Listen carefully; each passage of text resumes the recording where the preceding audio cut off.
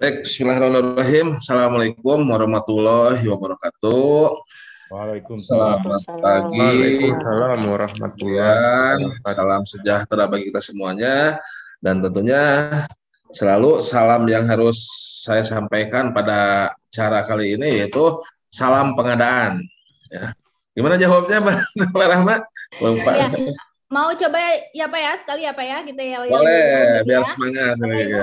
Atau mungkin ada yang masih ingat nggak salamnya nih? Mungkin bisa jadi volunteer nih, silakan. Baik, Bapak Ibu, nanti saya akan bilang salam pengadaan, kemudian Bapak Ibu bisa menjawab cepat, akurat, luar biasa, yes, yes, yes. Begitu ya Bapak Ibu ya. Ya, bisa dinyalakan dulu untuk mikrofonnya, silakan.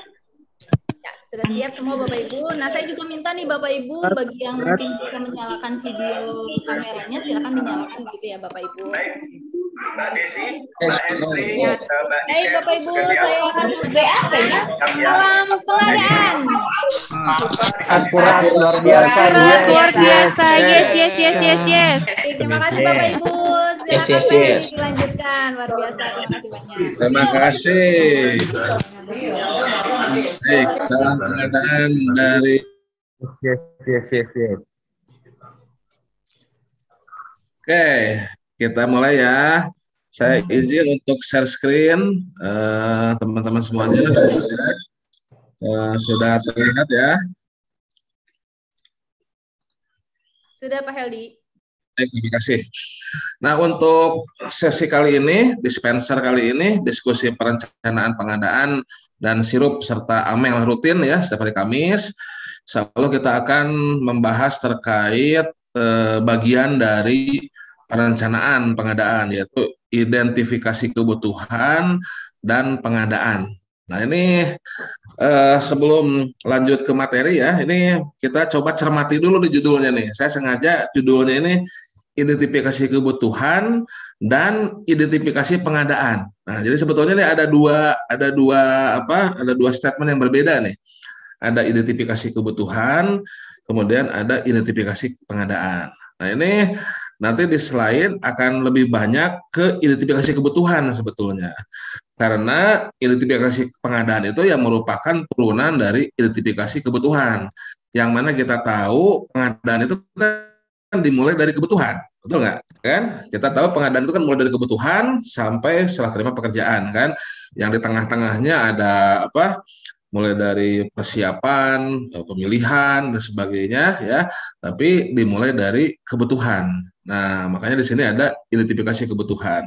Nah, kemudian ada istilah identifikasi pengadaan yang mana di dalam Perlem kita yang baru ya, Perlem nomor 11 tahun 2021 tentang pedoman perencanaan pengadaan, itu muncul istilah identifikasi pengadaan yang mana identifikasi pengadaan itu sebetulnya sederhana, hanya melihat dari kegiatan-kegiatan yang ada, itu mana yang membutuhkan eksekusi dari pengadaan dan mana yang tidak memerlukan eksekusi pengadaan. Dalam artian mana yang pengadaan simpelnya dan mana yang non pengadaan. Itu sederhananya.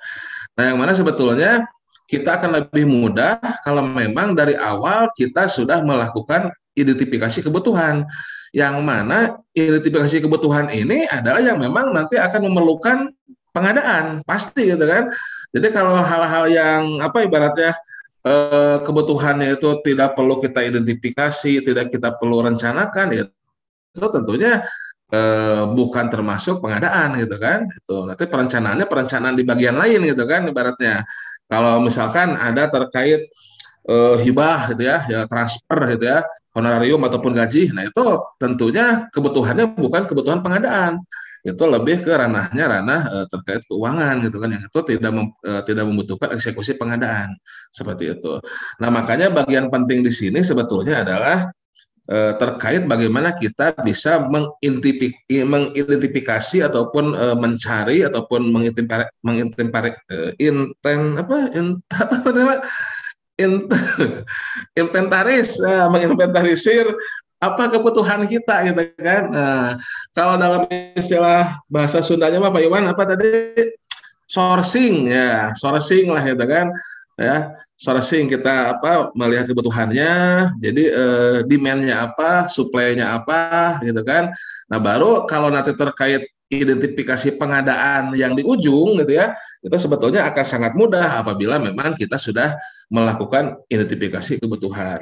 Namun apabila di sudah ini ya, kalau sudah. Nah, namun apabila kita langsung meloncat ke identifikasi pengadaan, nah seringkali muncul pertanyaan kan, ini masuk ke pengadaan nggak? Ini diumumkan di sirup tidak gitu kan? Nah, itu biasanya ya yang di awal tidak melakukan identifikasi kebutuhan. Ya, karena apa? Karena kalau memang kita sudah melakukan identifikasi kebutuhan, tentunya hal-hal yang kita kita inventarisir kebutuhannya itu akan menjadi eksekusi pengadaan seperti itu ya. Nah, ini kalau di Perlem seperti ini ya, ininya alurnya ya. Kalau di Perlem itu langsung ke identifikasi pengadaan. Itu pada prinsipnya melihat kegiatan mana yang memerlukan pengadaan dan kegiatan mana yang tidak memerlukan pengadaan atau non pengadaan. Nah, ini adalah alur keseluruhan dari proses perencanaan pengadaan ya, mulai dari identifikasi pengadaan. Nah, yang sebelumnya itu sebetulnya ada identifikasi kebutuhan, kemudian penetapan barang jasa. Nanti untuk sesi berikutnya ya, kita coba di sesi minggu depan menggali bagaimana cara menetapkan jenis barang jasa dan cara pengadaannya, apakah melalui swakelola ataupun melalui penyedia. Ini untuk sesi ke depan ya. Untuk sesi berikutnya juga ada cara pemilihan ya, membuat jadwal, anggaran, dan nanti terakhir bagaimana mengumumkan di sirup.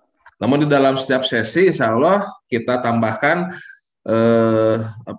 sesi pendek ya, snack learning terkait tips dan trik bagaimana dalam pengisian sirup ya, terutama terkait isu-isu yang hot di dalam pengisian sirup. Saya nggak tahu, katanya Mbak Rama isu terakhir itu katanya kalau ngisi sirup itu harus sepertiga malam katanya. Saya nggak tahu atau enggak ya. Sepertiga malam. Nggak tahu sambil sholat malam atau bagaimana gitu ya.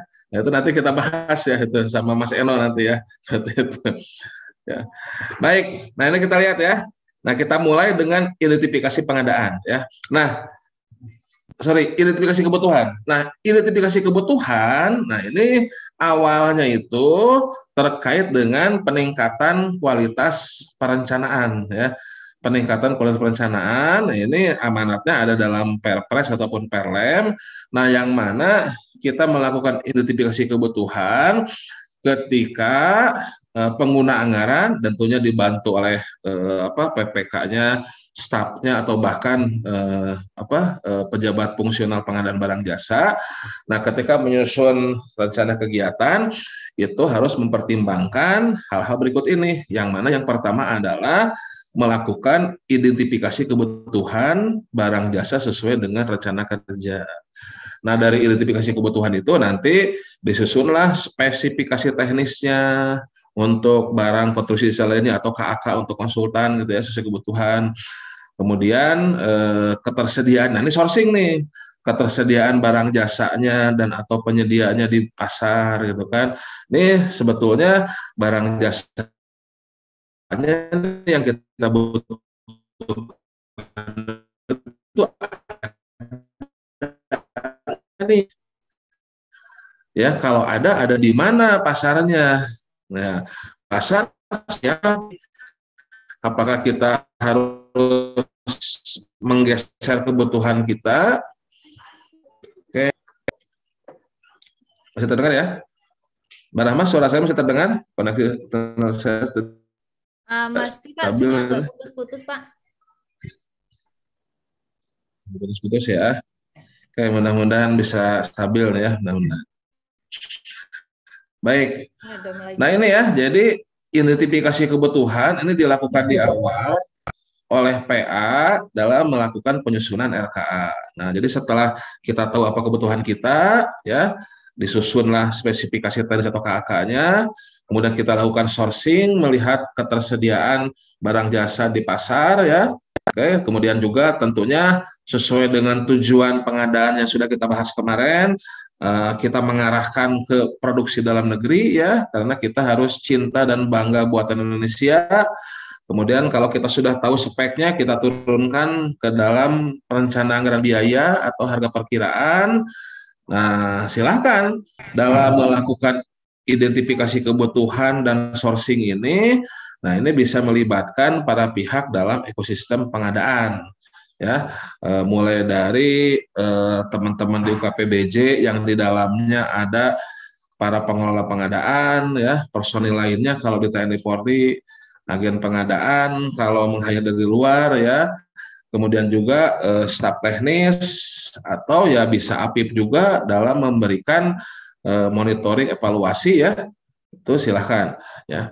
Nah ini nanti hasil dari sourcing itu bisa analisis pasar dan rekomendasi strategi pengadaan.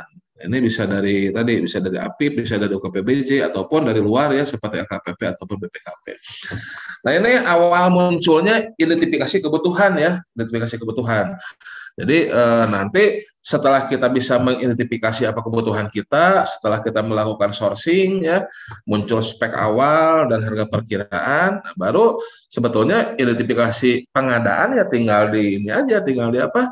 Tinggal di ya dipilih dalam artian tentunya kalau yang sudah diidentifikasi kebutuhannya memang ini terkait pengadaan, ya tentunya kita masukkan ke dalam rencana umum pengadaan ataupun kita umumkan itu tuh RUP-nya di dalam sirup ya. Nah, sekarang kita bahas dulu identifikasi kebutuhan itu bagaimana langkah-langkahnya ya. Nanti kalau identifikasi pengadaan ya tentunya tidak terlalu sulit ya, karena identifikasi pengadaan itu lebih ke melihat belanja akunnya ya, belanja akunnya yang mana yang membutuhkan pengadaan dan mana yang non pengadaan. Nah, ini definisinya ya, tahapan awal dari perencanaan pengadaan yang dilakukan pada tahun anggaran berjalan untuk kegiatan pengadaan di tahun berikutnya ya.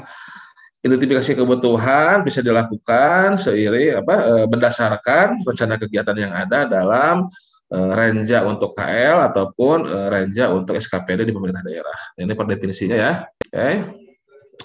Nah, apa kegiatannya? Dari PLM 11 disebutkan bahwasannya identifikasi kebutuhan dalam pengadaan barang jasa adalah kegiatan untuk mencari, mengumpulkan, meneliti, serta mencatat data dan informasi akan kebutuhan barang jasa yang bertujuan untuk mendukung pencapaian indikator kinerja yang terdapat pada renja KL atau SKPD.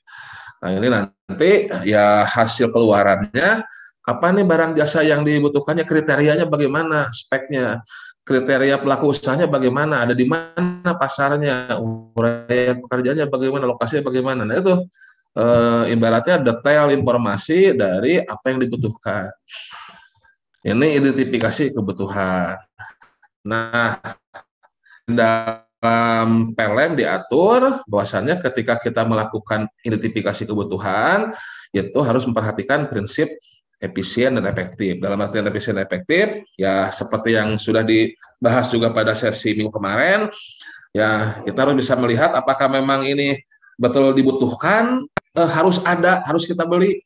Apakah bisa dengan model lain, misalkan dengan memperbaiki yang sudah ada, atau bisa dengan menyewa, atau dengan berbagi pakai, ya, atau kita mengadakan fungsinya, ya, atau mungkin kita mengadakan penyedia yang memang memiliki ataupun memang ahli dalam barang jasa tersebut.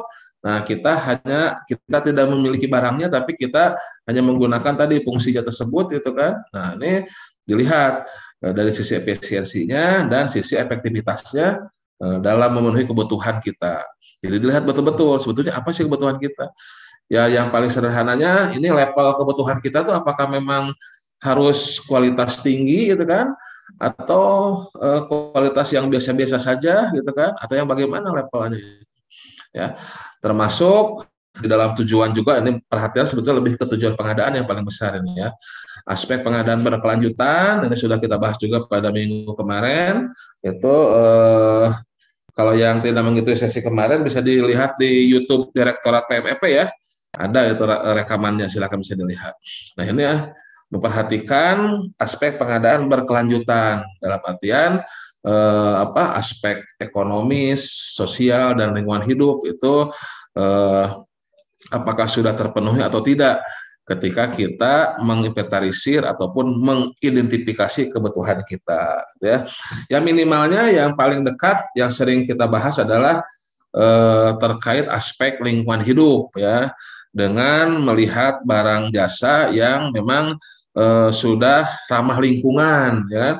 Dari Kementerian Lingkungan Hidup sudah ada standar-standar, sudah ada label-label terkait barang yang ramah lingkungan. Ada websitenya juga, Siramling, kan? Siramling, silakan di Google, itu bisa dilihat, ya. Kemudian dalam mengidentifikasi kebutuhan juga kita melihat prioritas dari kebutuhan. Nah, ini ada beberapa tools, ya. Ada beberapa tools, bisa melihat dari Renstra, ya, bisa melihat dari Renstra kita, bisa menggunakan tools manajemen seperti supply positioning model atau supply perception model, ya, atau juga klasifikasi ABC Pareto, gitu, ya. Nah, ini terkait penilaian prioritas kebutuhan, sehingga dalam mengidentifikasi kebutuhan kita sudah tahu barang yang akan kita adakan, barang jasa yang kita butuhkan ini prioritas kebutuhannya bagaimana. Apakah memang urgent, mendesak, harus ada, resikonya bagaimana, nanti kita lihat. Nah, ini tentunya akan berpengaruh terhadap strategi pengadaannya, ya. Kemudian dalam mengidentifikasi kebutuhan juga kita harus melihat barang-barang yang sudah ada dalam katalog elektronik, baik katalog elektronik nasional di LKPP, ya, baik katalog elektronik sektoral di kementerian ataupun di lokal. Nah, ini dilihat dalam artian sederhananya, kalau kebutuhan kita itu sudah ada di katalog, ya arahkan saja ke katalog kalau memang barang di katalog itu bisa memenuhi kebutuhan. Kecuali kalau memang barang yang ada di katalog itu tidak sesuai dengan kebutuhan kita. Tapi kalau kebutuhan kita bisa dipenuhi oleh barang-barang yang ada dalam katalog elektronik, ya sudah diarahkan ke sana speknya, ya kan? Agar apa? Ya tadi kalau kembali ke atas ini ada jargon, kan, ada jargon apa? Nah, ini kan ada jargon dari Benjamin Franklin, kan? Nah, ini kemarin juga sudah disebutkan, ya, kalau kita gagal merencanakan maka kita merencanakan kegagalan, ya. Nah, ini kadang disebut perencanaan itu, pengadaan itu gampang-gampang susah. Nah, ya, gimana cara? Nah, sebetulnya ya kita rencanakan agar apa? Agar yang gampang itu dipermudah dengan otomasi. Otomasi sistem itu apa? Salah satunya adalah katalog. Ya, dalam artian barang yang gampang ini sudah ada, ya kenapa harus dipersusah dengan tender dengan segala macam? Sudah disediakan, sudah disiapkan, tidak perlu lagi nanti mencek lagi kualifikasi pelaku usahanya karena sudah dicek oleh verifikator, sudah tayang, tinggal kita eksekusi, itu sudah gampang sekali, ya jangan dipersulit lagi, gitu kan. Nah, yang nanti yang susah-susah itu harus kita fokus perhatian, harus kita harus hands on lah ibaratnya, kan, harus betul-betul diperhatikan oleh semua pihak. Nah, itu sebetulnya, ya. Jadi simpelnya barang-barang yang sudah ada dalam katalog elektronik dan kebutuhan kita itu memang cocok bisa dipenuhi oleh katalog elektronik, apalagi yang di dalam katalognya juga itu sudah sudah produksi dalam negeri, ya sudah, ya kan, kita arahkan ke sana tuh, ke produksi dalam negeri yang sudah ber-TKDN yang ada dalam katalog elektronik, sehingga tujuan pengadaan tercapai, efektif efisien tercapai, ya kan, udah. Baratnya kelar hidup lu, katanya gitu, kan, udah selesai, ya, sudah selesai sebetulnya itu. Makanya ada istilah perencanaan kalau sudah baik, ya sudah 50% itu pengadaan berjalan. Nah, ini perencanaan sudah oke, insya Allah dalam pelaksanaan juga bisa lebih baik. Kemudian juga memperhatikan konsolidasi. Nah, ini kan PA biasanya bisa helikopter view tuh, kalau ada paket-paket yang bisa dikonsolidasikan, bisa disatukan, gitu kan, itu akan lebih baik kita konsolidasikan, bahkan bisa kontrak payung, atau lebih tinggi lagi bisa membuat katalog lokal, katalog elektronik lokal. Nah, silakan, LKPP juga sekarang sudah mempermudah itu persyaratan untuk membuat katalog elektronik lokal. Insya Allah nanti minggu depan akan ada juga tips and trick bagaimana cara membuat katalog lokal. Nah, kemudian yang terakhir dilakukan juga dengan memperhatikan barang jasa yang telah tersedia telah dimiliki atau dikuasai nih, lihat dari database-nya nih. Jangan sampai wah ada anggarannya nih, kita beli mobil misalkan, mobil baru gitu kan.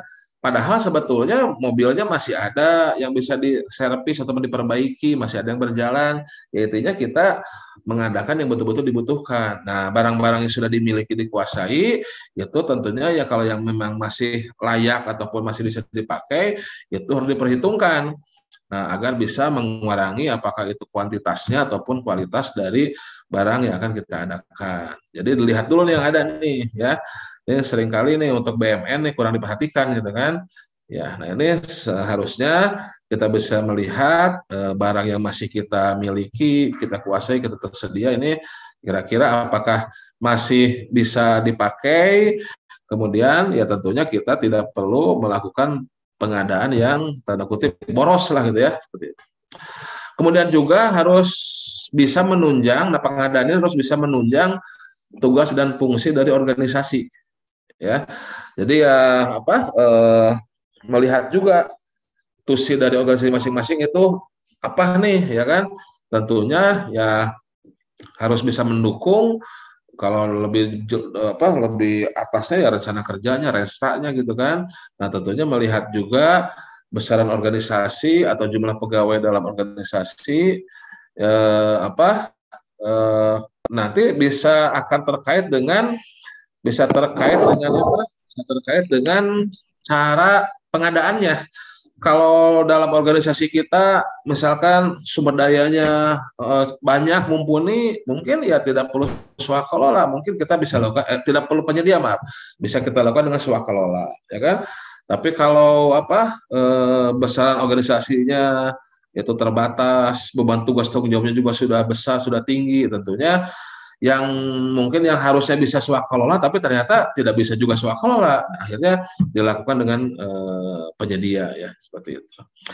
Nah ini hal-hal yang harus diperhatikan ketika kita di awal mengidentifikasi kebutuhan kita. Jadi di awal itu bukan tiba-tiba muncul barang jasa ataupun kegiatan apa yang dilakukan pengadaan atau tidaknya, tapi di awal ini ya kita harus menginventarisir, mengidentifikasi, melihat dengan betul-betul kita tuh untuk tahun depan ini butuh apa sih nih? Ya butuh apa nih? Butuh apa untuk dilakukan pengadaan nih?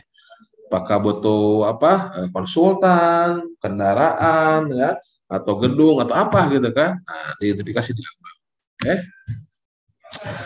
Nah, tadi terkait efektif efisien. Nah, ini lebih mendalam. Efisien itu apa sih definisinya? Nah, ini terkait ya bahasa sederhananya mah hemat lah, bahasa sederhananya ya, menggunakan dana dan daya yang minimum untuk mencapai kualitas dan sasaran dalam waktu yang ditetapkan, atau menggunakan dana yang telah ditetapkan untuk mencapai hasil sasaran dengan kualitas yang maksimum.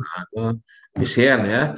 Kalau efektif ini tepat sesuai dengan kebutuhan. Nah, ini jadi ketika kita merencanakan, mengidentifikasi apa kebutuhannya, kita lihat nih, kita akan mengadakan barang ini efektif efisien nggak, gitu kan? Dalam artian dana dayanya yang minimum ini bisa dapat kualitas yang kita tetapkan nggak, sesuai kebutuhan tidak. Nah ini diawali juga kita harus betul-betul tahu kebutuhan kita itu pada level apa, speknya apa gitu kan. Nah, ini harus tepat nih, jangan sampai kebutuhannya tinggi ya, tapi nanti kita membuat sourcing ataupun membuat spesifikasi dengan barang jasa yang umum ya.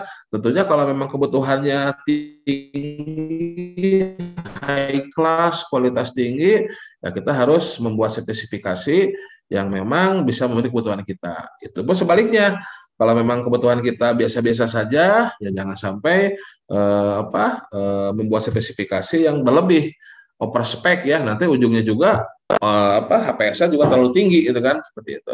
Nah nanti bisa tidak efisien atau ya tidak efektif kan, kebutuhannya tinggi tapi speknya rendah ya. Nanti tolong diperhatikan kebutuhan kita itu bagaimana sih gitu kan. Nah, sesuai dengan efektivitas dan efisiensinya. Kemudian tadi pengadaan yang berkelanjutan ya, ada aspek ekonomi, ada aspek sosial dan lingkungan hidup. Ini minggu kemarin juga sudah kita bahas ya. Ya sederhananya, yang paling sederhananya sebelum kita membeli produk yang berkelanjutan itu bisa nggak kita mengurangi nih, pikirkan kembali. Nah ini dalam identifikasi kebutuhan, dipikirkan kembali kebutuhannya nih, ya kan? Pikirkan kembali kebutuhannya, apakah betul kita harus beli 10? Apakah mungkin cukup 8, duanya itu yang sudah ada bisa diperbaiki ataupun di upgrade? Nah, seperti itu.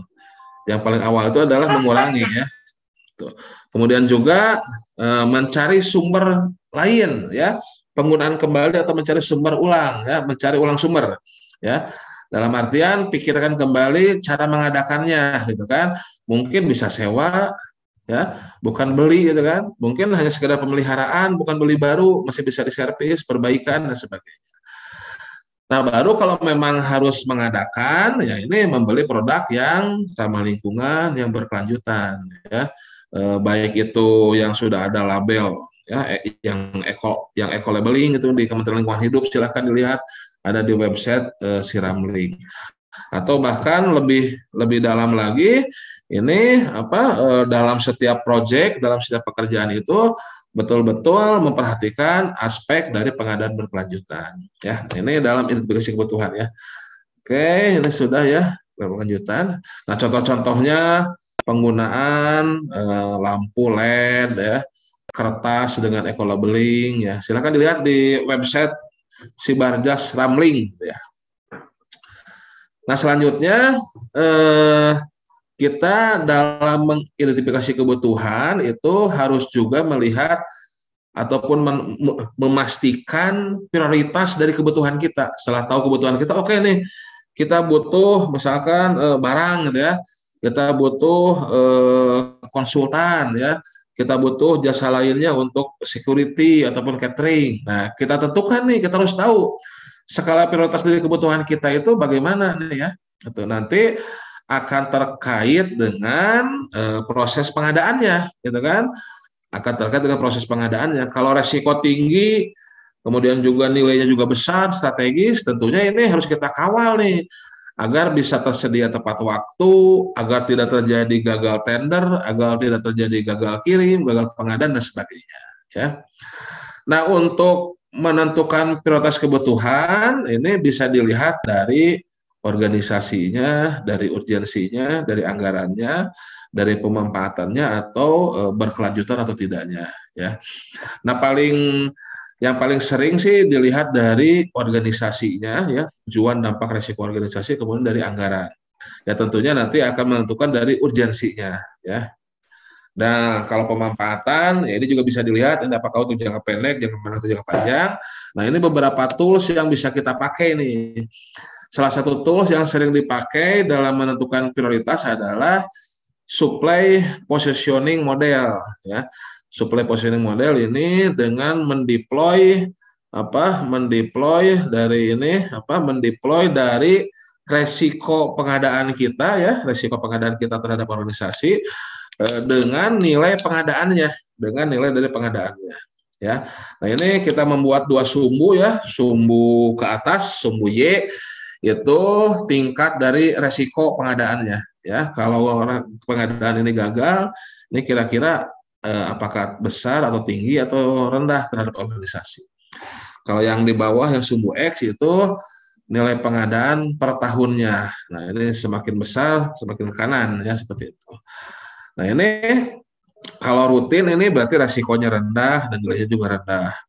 Kemudian leverage ini resiko rendah, nilai kontraknya atau nilai pengadaannya besar. Kalau ke atas itu resikonya tinggi, nilai pengadaannya rendah. Ya, critical ini ya, critical itu nilainya besar dan resikonya besar. Nah, dengan mendeploy pengadaan kita ya, itu kita bisa tahu nih, ini ada di kuadran mana dan kita bisa tahu strateginya bagaimana, statusnya bagaimana dan strateginya bagaimana. Nah, contohnya misalkan kalau kita punya pengadaan gedung, nilainya 100 sekian miliar, nilainya besar nih, nilainya besar sebelah kanan, dan kita lihat kalau pengadaan gedung 100 sekian miliar itu tentunya resikonya tinggi nih. Kalau kita gagal pembangunan gedung ini ya, misalkan seperti kemarin LKPP masih sewa ya sebelum 2013 ya, terus bikin gedung, nah sewa habis, kalau gedungnya nggak jadi bisa-bisa berkantor, ya nanti diusir dari Smesco itu karena sewanya habis, resikonya tinggi, nah makanya tidak boleh gagal nih misalkan itu pengadaan gedung tersebut. Nah ini kalau seperti itu masuk ke kuadran kritikal ini ya, contoh tadi pembangunan gedung nilainya besar, kemudian resikonya tinggi, nah ini termasuk ke kritikal. Nah, ini gambarannya seperti burung bawa bom, ini kritis ini meledak aja gitu kan. Nah ini kalau kritikal strateginya nanti bagaimana? Ini harus bisa menurunkan resiko, ya menurunkan resiko tentunya dalam membuat spesifikasi harus betul-betul maksimal, HPS-nya juga mencari penyedia yang betul-betul bisa bekerja dengan baik ya. Nah ini dalam kritikal. Kemudian kalau kita melakukan pengadaan yang nilainya besar tapi resikonya rendah, itu masuk ke leverage. Seperti misalkan kita mengadakan komputer atau ATK berjumlah banyak. Nah ini nilainya banyak tapi sebetulnya ya resikonya masih kecil untuk organisasi. Nah ini leverage ini strateginya salah satunya bagaimana kita bisa menurunkan harga ya, bisa menurunkan harga. Kemudian kalau rutin ini resiko rendah dan nilai pengadaan juga rendah.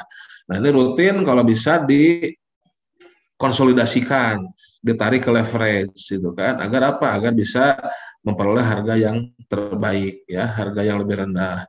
Atau strategi di rutin, nah ini hal-hal yang kecil yang nilai kecil resiko rendah ini bisa dengan tadi sistem tadi, dengan e-purchasing, belanja melalui katalog elektronik, bila pengadaan atau katalog lokal, pengadaan langsung ya, atau mungkin membuat katalog lokal itu rutin.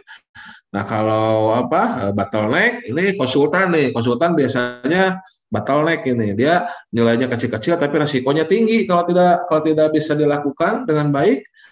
Ya, itu resikonya tinggi. Mungkin pekerjaan fisiknya tidak bisa dilakukan ke depan nih kalau konsultannya tidak selesai walaupun nilainya sedikit. Nah, ini bisa digunakan menurunkan resiko gimana caranya ya, mencari penyedia yang betul-betul tertarik dengan kita ya, atau di konsultan juga kan sekarang ada repeat order ya kan, repeat order dalam artian kalau konsultannya sudah bagus ya, kita nilai kinerja bagus, bisa kita tunjuk langsung, kita repeat order untuk tahun berikutnya, atau membuat kontrak payung ya, atau membuat daftar penyedia pelaku usaha yang memang bagus gitu kan. Nah intinya dengan model ini bisa kita perdalam nanti ya. Dengan model ini kita bisa tahu mana pengadaan-pengadaan yang harus menjadi prioritas. Kemudian yang tidak prioritas bukan berarti dibiarkan, tapi kita atur bisa melalui sistem, pejabat-pejabat pengadaannya yang melaksanakannya juga dari Japung pengadaan, sehingga walaupun lepas tangan itu kita bisa tetap terkontrol. Tapi kalau yang kritikal ini ya harus tetap hands on tuh, harus betul-betul dipantau tuh oleh semua pihak agar yang kritikal ini tidak terjadi kegagalan. Ya. Nah ini nanti dari SPM itu akan berpengaruh terhadap strategi pengadaan. Mulai dari pembuatan spesifikasi, evaluasi sampai ke kontrak ya kalau cerita panjangnya untuk terkait supply positioning model ya. Kemudian tadi juga sudah sedikit dibahas dalam mengidentifikasi kebutuhan, kita harus melihat juga barang jasa dalam katalog elektronik. Nah, tadi terutama untuk barang yang rutin leverage gitu ya, walaupun dalam katalog elektronik sudah ada yang high risk ya. Tapi kalau yang untuk rutin leverage, usahakanlah kalau memang ada di katalog elektronik, pakai katalog elektronik ya. Atau sekarang ya kalau bisa dikonsolidasikan, banyak juga itu bisa bikin katalog lokal juga ya untuk yang lebih bisa biar lebih mudah. Kadang kan di nasional nggak ada, ya kenapa tidak dibuat katalog lokal?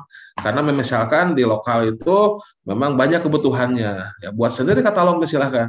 Sekarang persyaratan sudah dipermudah juga, monggo silahkan ya. Kemudian memperhatikan barang jasa yang sudah dimiliki, yang sudah ada di masing-masing organisasinya. Nah, ini juga harus menjadi concern, menjadi perhatian ketika kita mengidentifikasi kebutuhan. Gitu ya. Oke, di katalog sudah ini ya, silahkan dilihat. Nah ini pantau nih katalog elektronik ya. Ini juga bisa berkomunikasi dengan teman-teman di LKPP terkait ya siapa tahu ada yang jadwalnya turun tayang ya ataupun dengan para pelaku usahanya bisa melihat kontraknya. Nah, jangan sampai kita rencanakan pakai katalog, pas mau eksekusi turun tayang. Nah, itu juga harus dipantau tuh apa kira-kira ini umur penayangannya sampai kapan nih gitu kan, seperti itu. Konsolidasi ya, silahkan paket-paket yang apa sejenis ya, yang sama itu bisa dikonsolidasikan. Jangan sampai sedikit-sedikit pengadaan kok sedikit-sedikit ya dikonsolidasikan ya. Oke.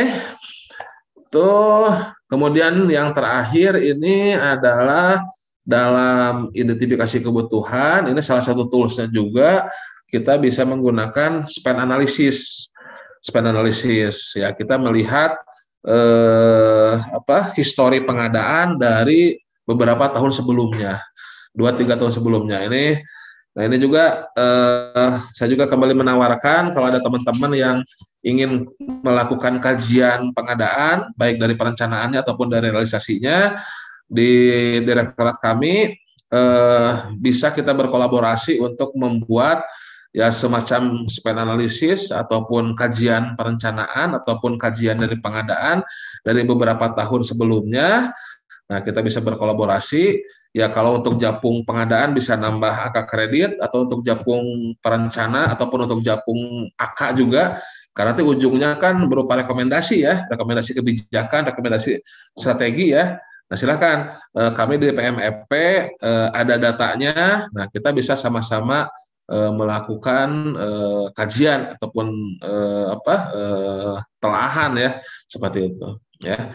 Nanti bisa dilihat dari pagunya, dari paketnya berapa di KLPD Bapak sekalian, kemudian dari jenis barang jasanya paling banyak itu pengadaan apa sih gitu kan, kemudian dari cara pengadaannya yang paling banyak dilakukan dengan apa, pengadaan langsung. Oh, kok bisa ya ini paling banyak pengadaan langsung. Nah, mungkin dari pengadaan langsung bisa ada potensi untuk konsolidasi. Tadi kan bicara konsolidasi, kita lihat paket-paket pengadaan langsung itu ada nggak yang bisa dikonsolidasi gitu kan ya. Kalau saya lihat sih dari beberapa yang sudah kami lakukan telahan, ada tuh potensi untuk konsolidasi.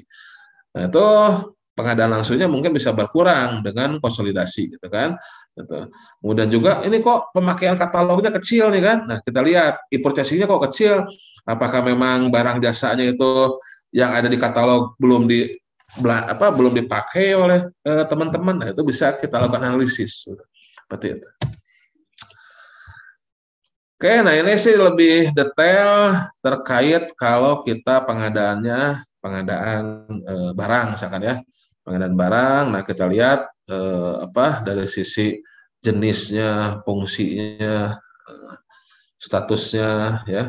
Nah, pengadaan barang biasanya ya sudah ready stock ya. Nah, makanya perhatikan supply-nya nih, pasokannya nih ya. Kemudahan barangnya ada di mana nih. Ya. Kemudian barang juga concern-nya terkait PDN dan TKDN, karena paling banyaknya yang bisa kita ukur adalah TKDN-nya adalah barang ya. Kalau untuk konstruksi ya jasa konsultan, jasa lainnya itu harus ada perhitungan khusus nih nanti. Kemudian pelaku usahanya ya, siapa nih paling tepat ya memiliki izin usaha apa, KLBI-nya apa nih yang paling cocok gitu kan. Kemudian juga ya jangan sampai mempersyaratkan tenaga-tenaga teknis yang sebetulnya ya bisa mengurangi persaingan. Ini dalam identifikasi kebutuhan. Konstruksi ya ini harus mengerti juga ya. Kita harus mengerti teknisnya karena konstruksi ya lebih ke PU-an ya. Ini tentunya harus ada orang teknis ya. Kalau kita jadi Pokja atau PPK-nya tidak mengerti teknis konstruksi, harus ada bantuan teknis apakah dari staf teknis atau dari tim dari yang dinas PU ya, ataupun dari konsultan ya. Karena pekerjaan konstruksi itu ada standar-standarnya ya, tidak sesederhana seperti pengadaan barang. Untuk konsultan juga nanti ada konsultan konstruksi, ada konsultan non konstruksi ya. Nah, untuk konsultan konstruksi tentunya membutuhkan teknis yang khusus ya. Kalau untuk konstruksi ya, untuk konstruksi tentunya memerlukan teknis KPU-an ya. Kalau non konstruksi, ya konsultan non konstruksi silakan menyesuaikan dengan kebutuhannya. Nah, ini concern ataupun identifikasi kebutuhan di dalam konsultasi. Sebetulnya kita harus bisa mengidentifikasi sebetulnya kita tuh butuh tenaga ahli apa nih. Nah, karena kan konsultan kan tenaga ahli ya. Jadi jangan sampai kita overspec dalam memastikan kebutuhan tenaga ahli ataupun ya tenaga ahlinya terlalu rendah ya sehingga tidak memenuhi kebutuhan. Nah, ini konsultan concern-nya yang paling penting adalah tenaga ahlinya. Kemudian juga hati-hati dalam penentuan SBU ataupun kualifikasi dari perusahaannya ya.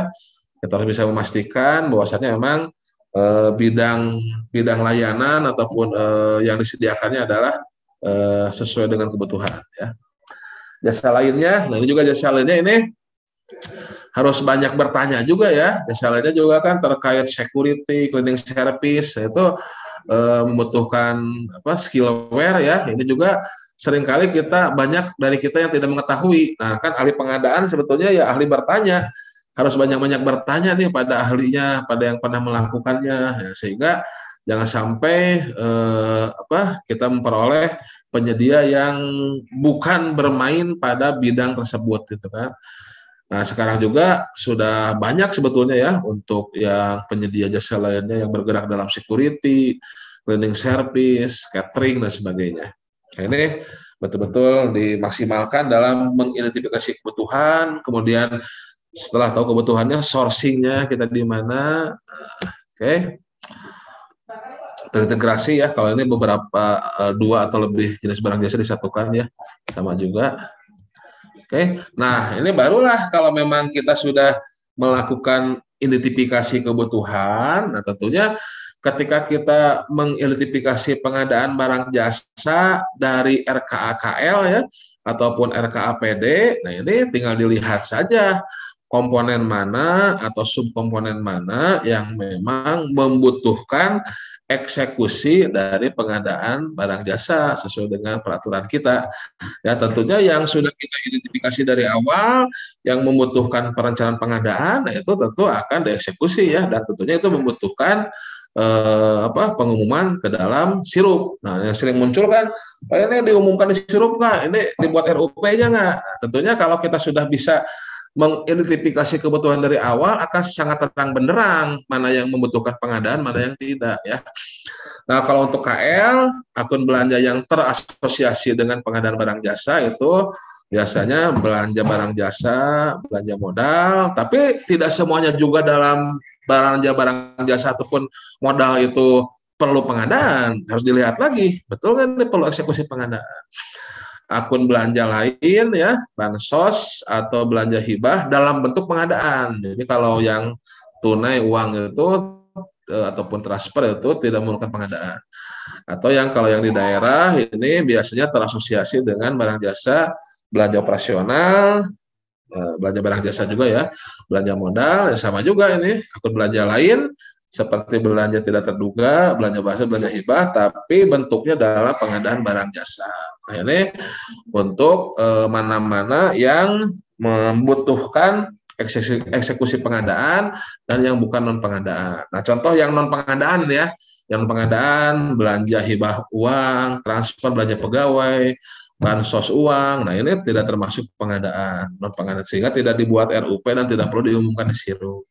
Kemudian belanja yang membutuhkan eksekusi pengadaan, contohnya ya, ini contoh aja ya, banyak lagi ya, dan ini perlu diumumkan di sirup, misalkan ya pastinya kegiatan yang melalui penyedia ya, kegiatan melalui penyedia tentunya ya nanti dengan pemilihan penyedia ya, kemudian yang pengadaan yang dikecualikan, hotel, listrik, PDAM ya, ini masuk ke dalam pengadaan. Belanja barang pasti ya kayak komputer, mobil dan sebagainya. Nah itu Bapak sekalian untuk hari ini ya terkait identifikasi kebutuhan dan identifikasi pengadaan barang jasa pemerintah dalam kegiatan perencanaan pengadaan. Silakan kita buka sesi untuk diskusi. Ya, baik. Saya kembalikan ke